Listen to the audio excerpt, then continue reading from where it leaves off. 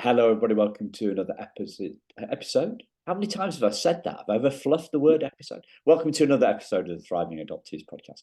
Today, I'm delighted to be joined by Eva Asprakis. Delighted to join in. What am I going? Delighted that you're joining us today, Eva. Sorry, listeners, we had a few glitches on them. The technology has just thrown me off the course. So, looking forward to our conversation today, Eva. Thank you for having me. So the healing thing, what does healing mean to you, Eva?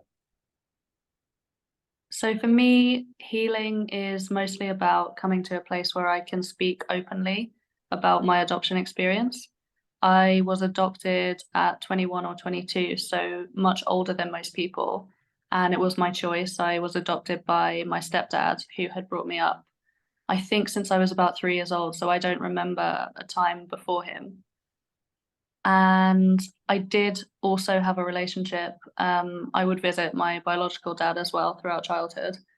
And so it wasn't a choice that I made lightly. It wasn't that my stepdad had always been the only father figure in my life, but he was definitely the constant. And yeah, it really felt to me that that was the right choice emotionally. And it was very affirming, just for me in myself, knowing who I am and kind of making that bond official, in terms of what it already felt like. So I think while I knew that when I did it, and that's why I made that choice, I definitely felt guilty to some extent, and like I couldn't talk about it with certain people in my life, and even talking to other adoptees increasingly.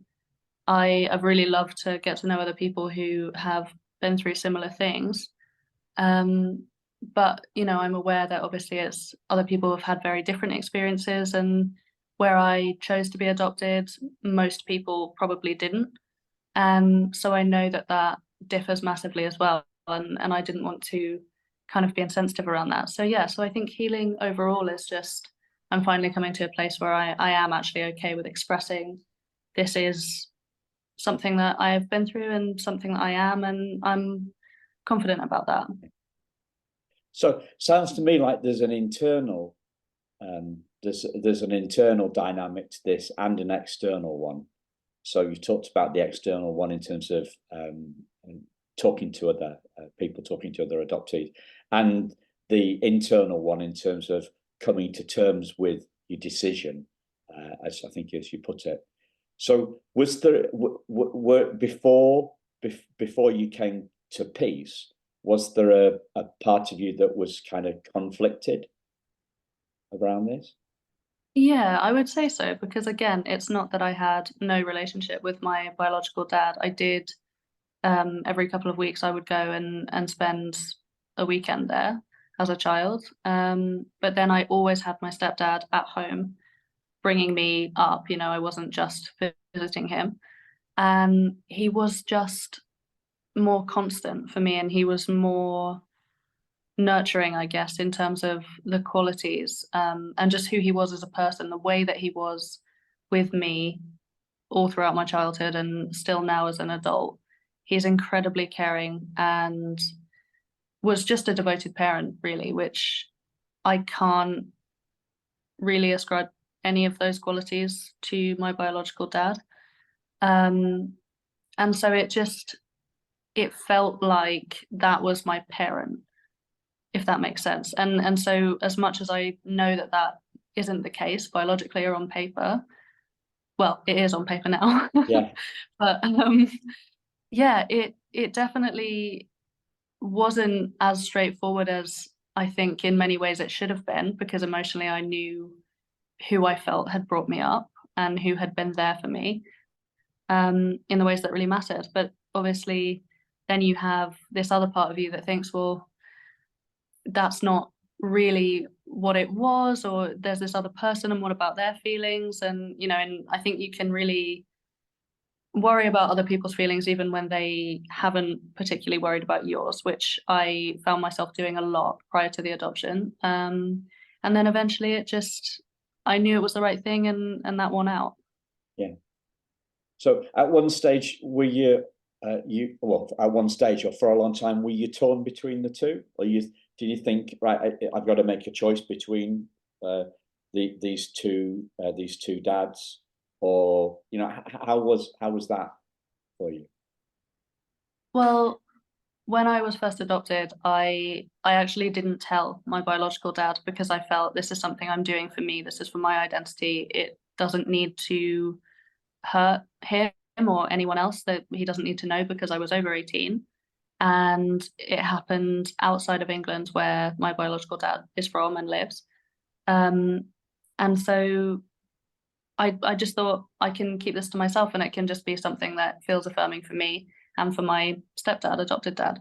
Um, and I didn't think I would have to make a choice. And the way that I have explained it to others is the way that someone who was adopted at birth or much younger would go and track down a biological parent, maybe, and they would feel like they were adding a parent as opposed to replacing one. That's exactly how I felt, but I felt like I was doing that in reverse at the time. Now, I for other reasons, I am not currently speaking to my biological dad. But yeah, I did think I could add a parent because I really, really felt very strongly and still do that my stepdad was my parent. It just, stepdad didn't feel like the right label for what he was. It was much more. Yeah, yeah. So did you actually tell your biological dad? You know, I really wanted to, and we kind of had a conversation where I was building up to it, but then I also, it was coming up to a time where I felt the relationship for many other reasons was not good for me. And so it just reached a point where I thought, you know, I actually just don't want to engage in this kind of on any level for now. So yeah. Yeah. Okay. And would you have a sense of if he's found out through other channels? Well, I have a couple of half sisters who do know. I don't know whether it's something that will have come up or if he'd have asked them. So potentially, I mean, I'm not actively hiding it. I just No, no. hadn't really mentioned it. Yeah. So maybe, and I wouldn't have a problem kind of talking about it because, as I say, at this point, I'm really trying to come through that healing journey of saying, well, actually, this isn't something I need to be ashamed of. This is something that's really crucial to who I am, actually, which is why I made that choice. And I would stand by it if I was questioned on it, for sure. Yeah, of course. So yeah, I mean, that kind of leads me back on to, I wanted to ask you about the internal stuff. It seemed to be a smaller thing for you than this external stuff that you're talking about now. So as you were explaining it to me, that was the sense that I got. It was the internal stuff was the smaller challenge. The relationship with your biological father was the smaller challenge compared to the finding your voice and being concerned about what others would say, I guess. That's me putting my words on it. Yeah.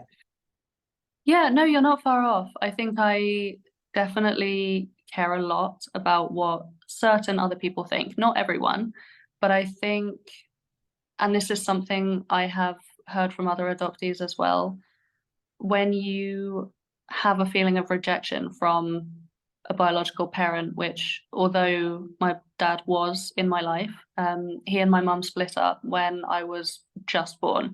So they were never together in my lifetime. And I really did carry around a feeling of just so much rejection and abandonment from that.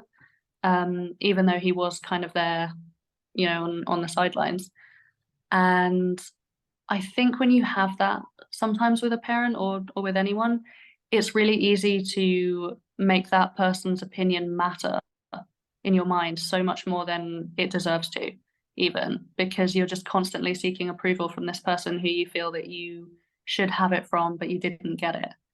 And so I think in that regard, yeah, I definitely was worried about people's feelings, people's opinions all the time, and that extends to way beyond the adoption. Yeah. And it's not a healthy dynamic really, but it is hard to unpick. Yeah. So in a way, you're saying it's a different sort of rejection that for example, myself as somebody that was adopted at 5 weeks old, it's a different sort of rejection because you're what you mean. You couldn't have been blaming yourself. I know that some kids blame them. I've heard of this from other friends, right? They and in other parts of society, kids blame themselves for the divorce, right? So we make it about us when it's never about us. And I've made adoption about me, right? When it was never about me. It was, or somebody put this brilliantly. I read it on a blog post a couple of days ago. Sorry, I can't remember who it was. They said, my birth mother didn't reject me. She rejected single parenting. Wow. That's really powerful. So it was, I know for me, when I found out that the adoption plan had been made before I arrived, right, she hadn't seen me. The idea of rejection. I have a little story about this. I worked in a coffee factory in Berlin for 3 months between school and university, and I spent all day standing by a machine, and a conveyor belt would come through the ceiling with all these packets of coffee lined up, and there was a sensor that checked whether the foil wrapping was secure, and it checked there was still a vacuum in the coffee, right?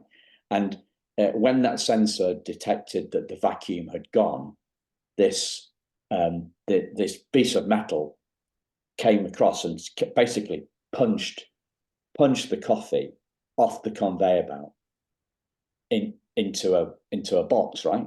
Into a bin. So it didn't want they didn't want to put a packet of coffee that had lost its vacuum seal, which would keep the coffee fresh, into the box with the stuff, right? So that's what rejection feels like to me. Is right. You're a substandard piece of you're a substandard pack of coffee, and you've been punched out of the way, right? That's what rejection feels like. Something's wrong with you. But yeah. So when I found out that the plan had been made before I was born, it wasn't as if my birth mother had given birth to me, put me, held me in her arms and say, "I don't want this one." So it wasn't personal. It wasn't personal. That must have made a really big difference. It sounds absolutely nuts, but it did make a very big difference. Like comparing it to a coffee machine, it's just an idiom, a silly way of story. It puts a bit of humor into it, which is good, right? Because otherwise, this stuff could be really serious. Yes. I came up with this line a couple of months ago, last year sometime. Somebody was talking to me about the body keeping the score with adoption trauma, and I thought about football scores, and I came up with this idea of trauma 1. Adoptees United 10, right? So trauma scores first, but by coming together and helping one another and coming together as a team, we win, right? We overcome trauma. But just because it's a silly-ish, but hopefully a fun metaphor that in a world where it's all dark, it's all trauma, it's all blackness. Yeah. So that's what we can adopted people can feel like that, and I've definitely felt that rejection, and we make it personal in the same way as kids often make it. Kids of divorced parents make it personal when it was all to do with the adults. It was nothing to do with them. But our little brains and our little worlds tend to make it about us. we take it personally. Yeah, and I think it can work the opposite way too. I mean, to some extent, I'm sure, you know, my personality and my biological dad's personality there are some incompatibilities, to put it, you know, Politely. obviously.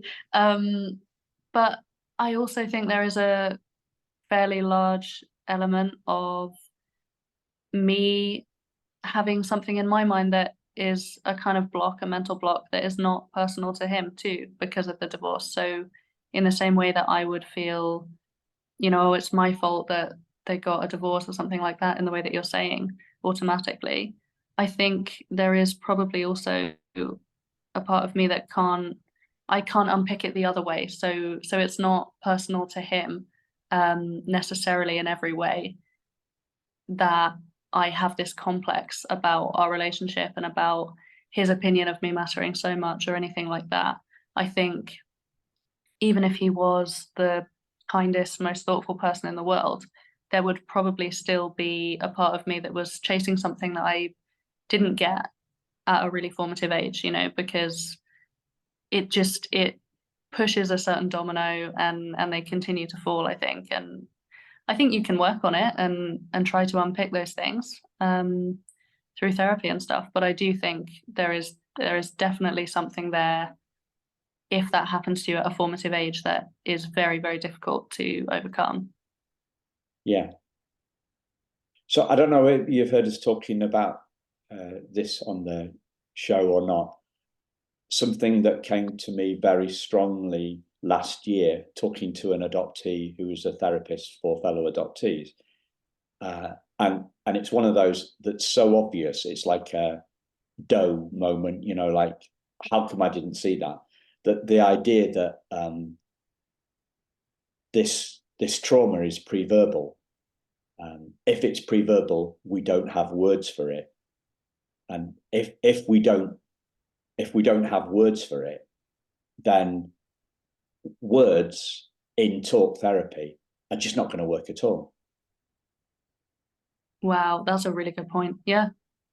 That and it's like, that's, I mean, I went back into some therapy last year because of that. I thought maybe there's some pre-verbal stuff that I've not yet touched because I've been concentrating on verbiage. Yeah. And I made some breakthroughs, and then unfortunately the therapist chose to retire. So now I'm on the look for a new one. I'm interviewing new therapists at the moment. One is a pure, I think, a pretty much pure play somatic therapist. So it's all going to be about body work to any sense it can be. I don't know. I haven't spoken to it yet, but I'm going to the extreme because I'm looking to go deep into that stuff that the body keeps the score that I can't put into words, and see if we can make the unconscious conscious. And in the same way, like in the adoptee world, we think of as most of us, I think, and me too, right? I thought of coming out of the fog as a once and done experience, but it's not once and done. It's like, well, there's a big one. There's a big moment, and then there's lots of little, big moments again. I think, who knows, medium-sized ones, you know, where we become conscious of something that we weren't conscious about before because it was stored in our body. And maybe reading Bessel van der Kolk's books helped us see that the theory of that, and then maybe our therapist helps us with helps us come out of the fog again and again and again. Yeah, and I think it's really interesting to come at it from the kind of physical angle. I've never heard of that, but it's definitely worth trying. I mean, like you say, a lot of this stuff is pre-verbal, so if that's not quite accessing it, that kind of talk therapy, why not? Yeah, we did a podcast with a holistic therapist yesterday, an adoptee as well, called Sarah Patstone, who talks about mind, body, and soul. So she came at it from she was working with body kind of therapies, not purely adoptees, just other people, other ailment, other non-adoptees, with the holistic stuff. And then she was already in that zone, right, that helping space, but didn't come out of the fog herself until she hit 50. Wow. So yeah, and having helped other people too. And how with the holistic stuff. So now she's bringing a little bit more mind. I get the sensation. I may be wrong there, but I thinking back in it, she's bringing in a little bit of mind and more mind and soul to kind of mix it up. And so I think it's really interesting for us to, if we're not making enough progress as we want on our healing journey, is it because we're not focusing on all three? But we're not spreading our net quite broad enough.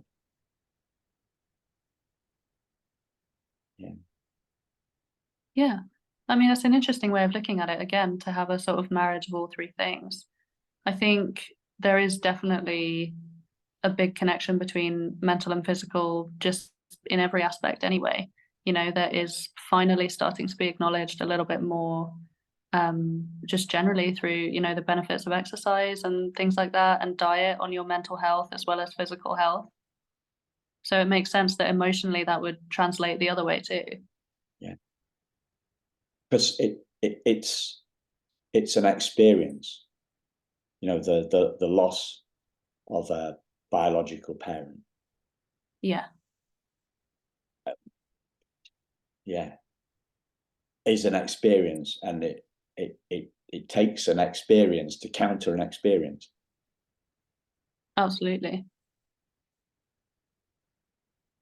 So what were the phases, or what was the process, or what were the events that led you to this coming to terms thing? What did that look like for you?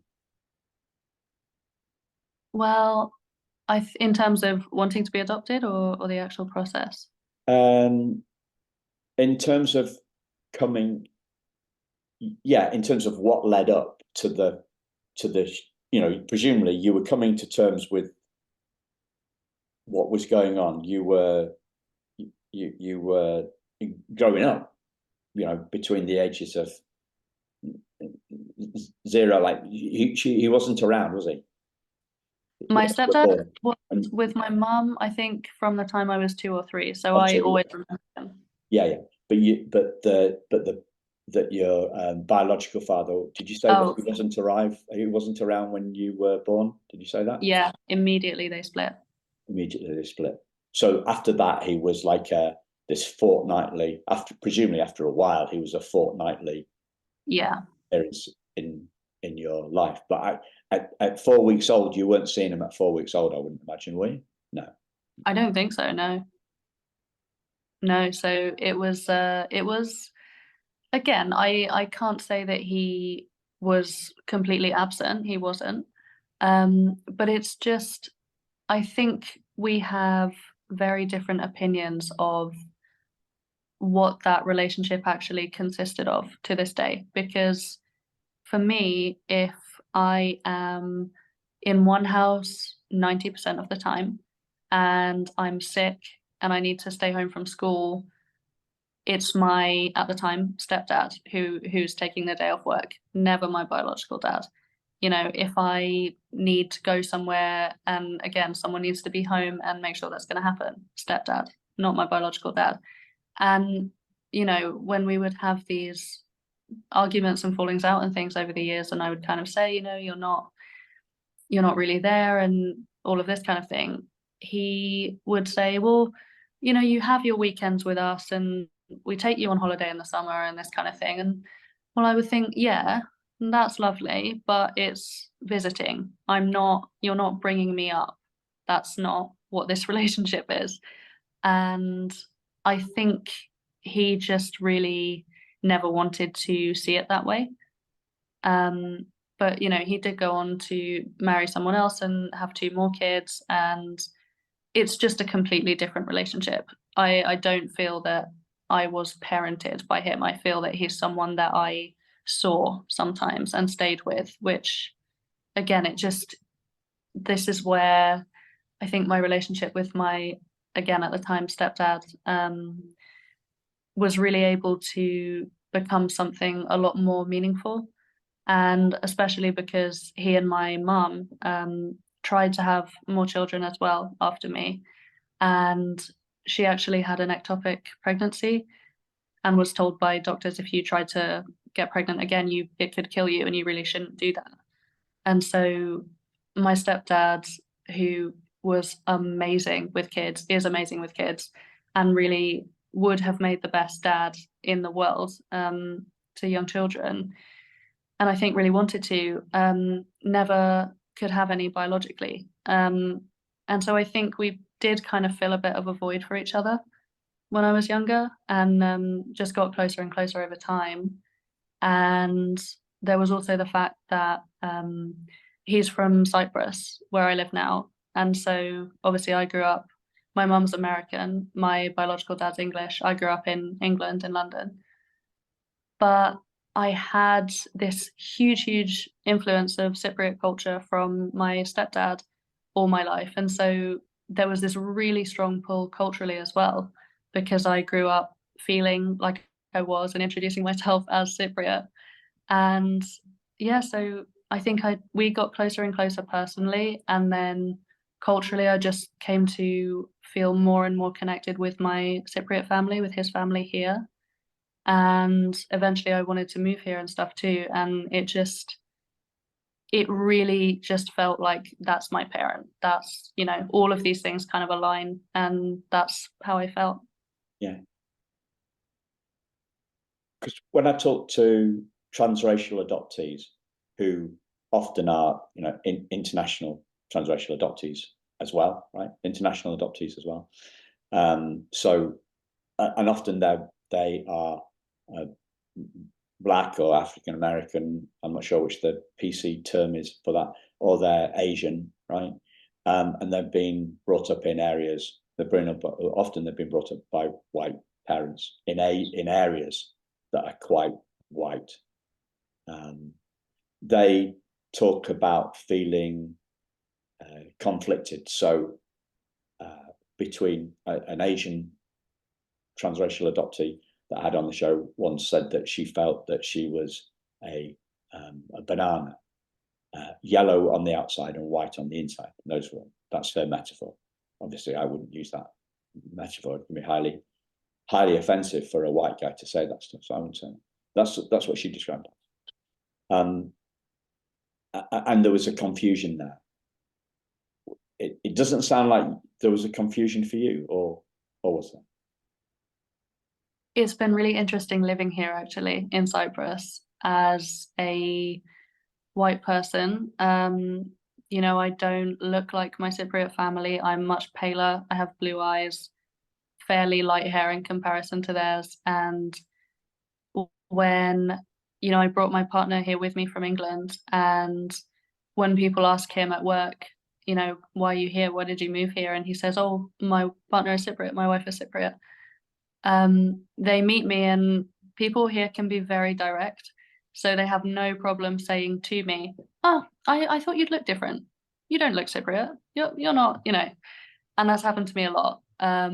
Which obviously is a little bracing, because again, growing up in London, which was very, very diverse, in the area that I am from, I was used to being surrounded by people from different places, I think. And so first of all, I probably wouldn't think twice about it. And secondly, even if I did think you don't look like someone from, wherever they said, I would never say that to someone.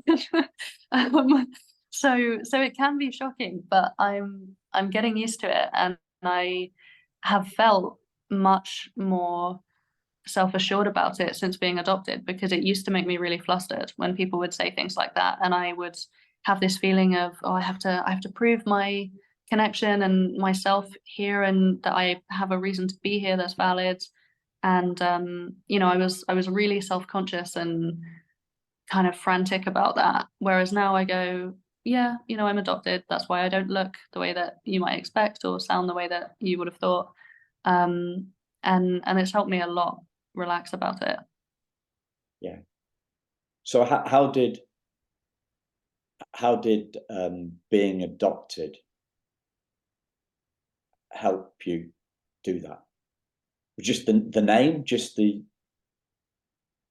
Yeah, I mean, the name, it's nice because it feels like an official recognition of the fact that I am part of my family, which again is a strange thing to have to feel like you should prove to people.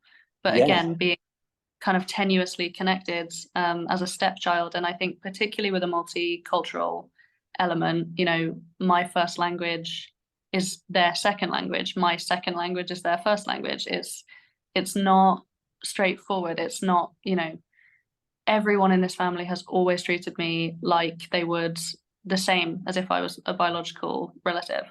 And so I really feel again that I am.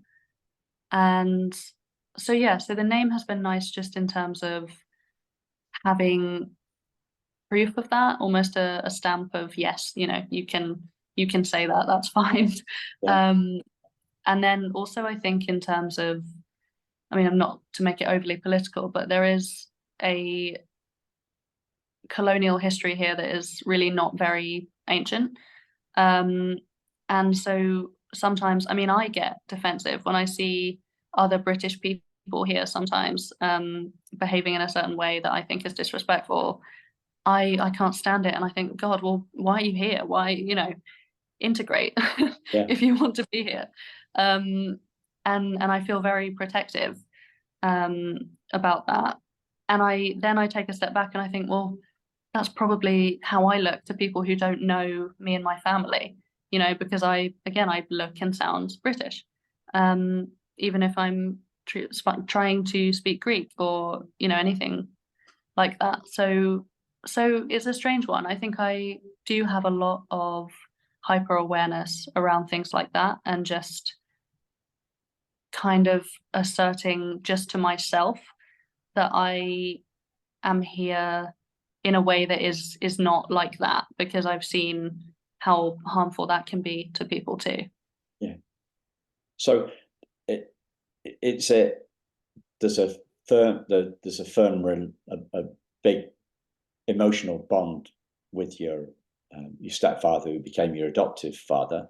There's welcoming from his family, and then some of the challenges have been with people outside the family, and but somehow something has led you to has firmed up your grounding.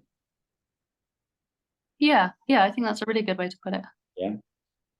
So, what do you remember? Was there a particular moment when that grounding clicked for you?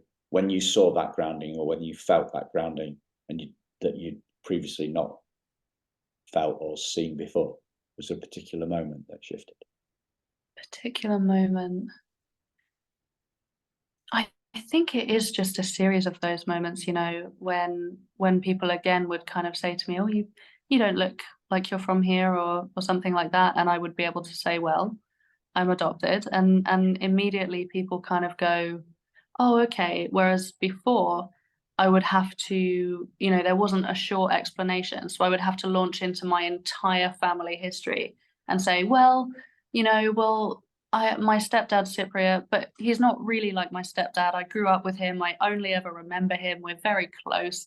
you know, my relationship with my biological dad is like this and blah, blah, blah, you know, and it's really very personal and long-winded Yeah. to do that every time you meet a new person.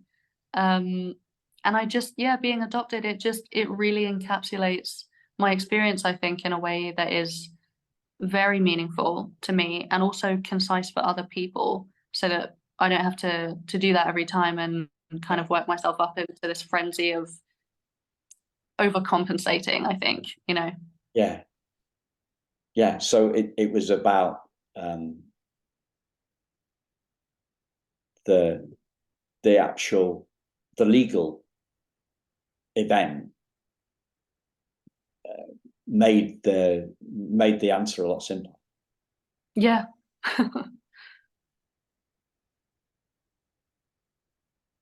And what was a long-winded story just became a sentence. Yeah, and I'm finding that people are generally much more respectful of it too, because there is kind of, I mean, this is why I didn't personally think that the term step parent really applied to my adopted dad before, because you say that and it sounds like, oh, well, that's just, you know, someone that your mum married later and you kind of tolerate them. I think that's what people hear oftentimes when you say my stepdad or my step parent, as opposed to, you know, this is someone that I have a very deep bond with and who has been there with me through every kind of high and low in life. And I think step parent just, I don't know if it's because we see so many negative portrayals in TV shows and fairy tales and things like that, all the way from childhood up to adulthood. But it's, I think in people's minds, that's not ever such a close relationship. And and so yeah, they're not particularly, it doesn't carry a lot of weight when you say this is my step parent or my stepchild. And actually, he had been introducing me as his daughter to people who didn't know us so well for years. And, you know, it was always kind of a nice moment, and we would just not correct people if they thought that. And, you know, I think I really enjoyed those moments, and I think I saw how that felt in comparison to me coming here and saying, oh, well, I'm, you know, it's my stepdad, but he's more like my dad, and again, all of that. So being able to say I was adopted, it felt much closer aligned to just that warmth that came with the moments of, you know, this is my daughter, and people just accepting that, and that's been really nice. Yeah. So there's the moments when you touch, the warm moments when you touch it. Yeah. Yeah. Touch that space. Yeah. Yeah. So it sounds like a gentle, steady process, but there must have been some blocks along the way, were there? In terms of the process itself? No, in terms of the emotional upheaval along the way. Oh yeah. Yeah, I think there's no kind of straight path, I guess, through any version of this. But in my case, it was very much a thing of, again, I wanted that affection and that approval from my biological dad so much, my whole childhood and teenage years, and I really would have done anything to get his attention. And it just, again, that's not a healthy dynamic to have with anyone, particularly when you're at an age that's very formative, where you're very vulnerable, as a young girl, I think particularly. And the whole time I was distraught constantly. I was really depressed and anxious and not going to school a lot of for secondary school. And there was a long time when, again, my then stepdad was just endlessly supportive. You know, he never ran out of patience with me when I would not get out of bed for days on end and things like that. And I just really didn't appreciate that, I think, in that time. And I still would have done anything for it to be my biological dad, I think, at that point, because I just couldn't quite let go of that desperation for this relationship to be the one that, you know, I got all of this well, I suppose like self-esteem out of, in a way. And it wasn't going to happen. It was very one-sided, and ultimately I did come to see how much my stepdad had kind of sacrificed and put to one side to just be there with me through a lot of that. And it kind of culminated in this trip to Cyprus to visit. We were still living in England at the time, and I think I was 16, 17 at this point. And we went to Cyprus for that summer. And I don't remember why, but it was just me and him initially, and then my mum flew out after a few days to join us. And I just, being here in Cyprus and with his family and everything, I just thought, this is where I need to be, because it was the first time in a few years really that I had felt any sort of energy or particular emotion other than extreme distress. And yeah, that was a big kind of click moment in my head of like, this just feels better. There's something about being here that is very, very good for me, and being with these people. And I think I really came to appreciate kind of how much he had done as well during that summer. Yeah. And previously you'd kind of wanted what you couldn't have. Yeah. And then the magic click moment that nobody can. So some people might ask you to kind of diagnose what was happening exactly in the click moment, but it sounded like a magic moment that's kind of beyond words to me. Yeah, I have never been able to describe that really, other than just things shifted during that trip. I don't know exactly what made that happen, but yeah, and I just kind of developed a new perspective on things. I'm sure, again, it probably wasn't as cut and dry as I'm making it sound. I'm sure there were moments after that of regression, but when I look back, that's definitely the time I looked to, and I think there was the start of a big change there. Did you feel it in your body? Yeah. What did that feel like? It literally, this will sound strange, but it was like I had been physically tensed up for years by that point. And then I don't know what happened. There was a point I just, like, it was like a big sigh and everything just released. And I wasn't expecting it. I didn't think consciously, oh, I feel happier now, or I feel relaxed here, or anything like that. It just kind of happened. Do you remember where you were when that happened? I weirdly, yeah, I think I was just in my grandparents' house. I think we walked in the door, and it just, I don't know if it was maybe the familiar smell or something like that, just triggered it. But I remember walking through the door and looking at the floor and just the photos and everything being kind of where I remembered it. But when you have parents from abroad and you grow up in a third country, you will go a year or 2 or 3 at a time without revisiting these places. And so to go there and nothing had moved and it was the same, and it just was comforting, I think. Maybe, I don't know, something about that was really, really healing. Well, you're talking about your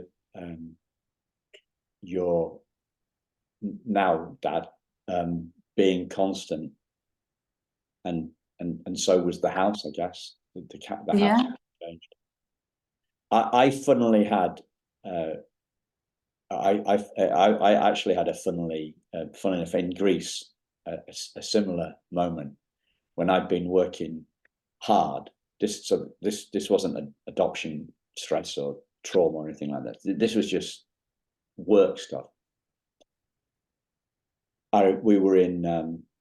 It was the first night of a fortnight in Skiathos, and I remember sitting down at this little taverna with my wife, and the the similar sort of thing to you. The weight of the world went off my shoulders, and I just felt lighter. And there was a sigh with it. You mentioned a sigh, and I just sighed, and I'm getting goosebumps now just talking.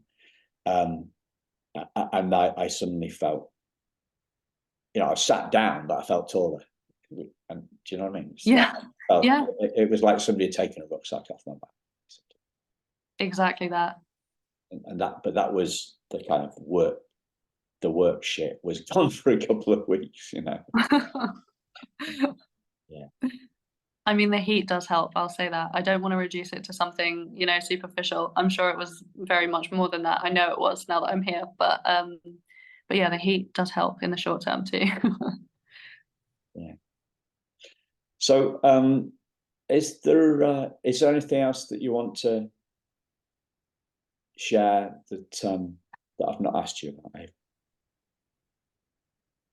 I don't think so. I mean, this is something I have written about, or not about, but I would say I've written a story kind of rooted in my feelings of this, around this experience.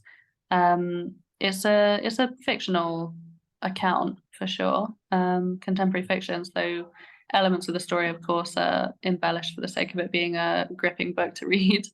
But yeah, I mean, if anyone was interested in kind of hearing a little bit more about growing up with different cultural influences and making that choice to be adopted as an older person and to try to manage those relationships on both sides. I mean, again, it's not exactly my experience, but I have dug very deep into the emotions surrounding it. So I have a book coming out on the 8th of March. Okay. So what we're going to put a link to, your socials for now, and then it depends when you're listening to this, listeners, there will be a link to the book when it's available. And I read it while I was in St. Kitts, so on holiday. So I'd recommend it. And thanks for your time today, Eva. Really enjoyed it. Thank you so much. Good stuff. Thanks a lot. Thanks, listeners. We'll speak to you again very soon. Take care. Bye-bye.